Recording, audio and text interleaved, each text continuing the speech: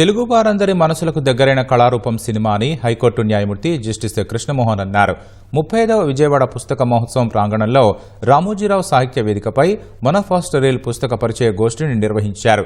దక్షిణ భారత సినిమా తొలినాళ్ల విశేషాలతో సీనియర్ జర్నలిస్ట్ రచయితల రెంటాల జయదేవ రాసిన ఈ పుస్తకాన్ని ఎంఎస్కో సంస్థ ప్రచురించింది.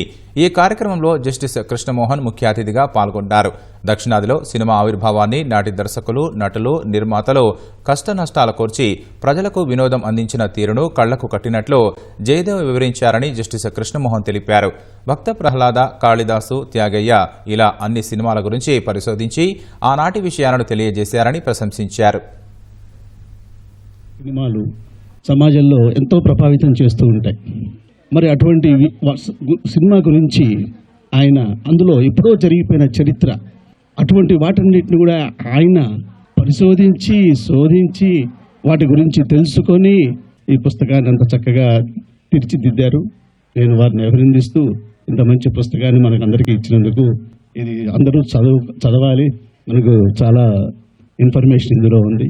మన రాష్ట్రానికి ముఖ్యమంత్రిని తెచ్చుకునే స్థాయికి తీసుకెళ్లిన సినిమా ఇండస్ట్రీ. ఎన్టీ రామారావు గారు ముఖ్యమంత్రి అయ్యారంటే సినిమాలు లేకపోతే ఆయన అయ్యేవారు కాదు. సో ఇవాళ పవన్ కళ్యాణ్ గారు అయ్యారంటే సినిమా లేకపోతే ఆయన ముఖ్యమంత్రి అయ్యేవారు కాదు.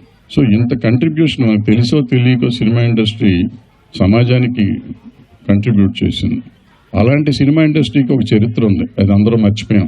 సినిమా పుట్టింది ఎక్కడ, పెరిగింది ఎక్కడ, ఎలా వచ్చింది, ఎన్ని కష్టాలు పడితే ఇండస్ట్రీ ఇక్కడికి వచ్చింది, వచ్చిన తర్వాత ఎన్ని బాధ్యతలు మోసింది ఈ సమాజం కోసం కానీ అనేది మనం మర్చిపోయి కేవలం ఎంటర్టైన్మెంట్, మేము వ్యాపారాత్మకంగా వచ్చాము, వ్యాపారం చేయటానికి వచ్చాము, వ్యాపారం చేస్తాము, మేము వ్యాపారం చేయడానికి ఏమైనా చేస్తాము అనే స్టేజ్కి ఇప్పుడు ఎదిగిపోయింది.